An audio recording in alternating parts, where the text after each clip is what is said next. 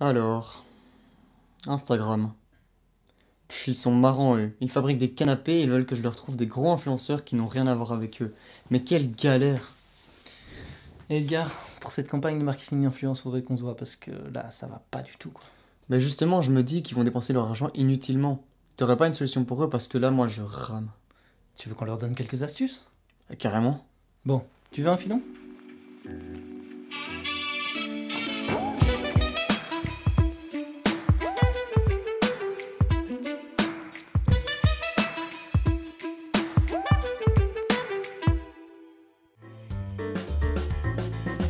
Hey! Aujourd'hui, on te présente la stratégie du marketing d'influence. Des influenceurs sur les réseaux sociaux, il y en a de plus en plus.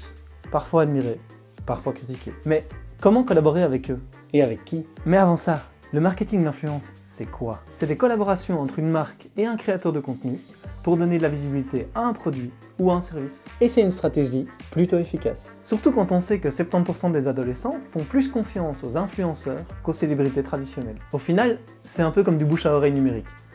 En un petit peu moins spontané aussi. Mais en fait, un influenceur, c'est quoi? Ou plutôt, c'est qui? Ce n'est pas juste quelqu'un qui s'est proclamé influenceur. C'est quelqu'un qui un jour a fait du contenu, qui a plu, et de par son contenu, il a créé une communauté. Communauté sur laquelle il a de l'influence. D'où le nom influenceur.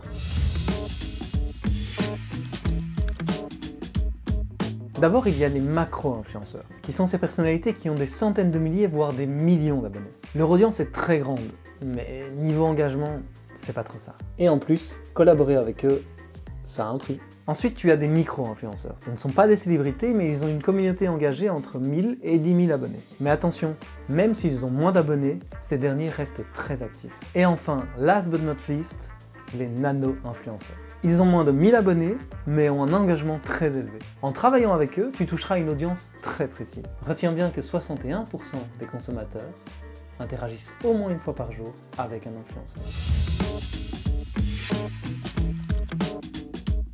Choisis celui qui correspond à ton image, ton objectif et à ton axe de communication. Si ton domaine, c'est le sport et la nutrition, associe-toi à des sportifs ou à des spécialistes. Pas un pro gamer ou un musicien. Tu peux aussi voir ce que font les concurrents et regarder les hashtags utilisés. Pense aussi à définir un budget, parce que les créateurs de contenu ne font pas tout ça pour rien. Et rien ne t'empêche de t'associer avec plusieurs d'entre eux. Vérifie surtout que les abonnés des influenceurs que tu as choisis soient de vraies personnes, et pas des faux profils achetés. Ensuite, ta collaboration te permettra d'échanger avec l'influenceur. Il t'en dira plus sur sa communauté et comment l'aborder. Si cet échange se passe bien, il fera des efforts pour rendre ta campagne encore plus efficace. Ce sont des êtres humains, pas des machines. Surtout, n'oublie pas de mesurer tes résultats en regardant le retour sur investissement. On sait que le ROI du marketing d'influence est 11 fois supérieur à celui de la publicité traditionnelle.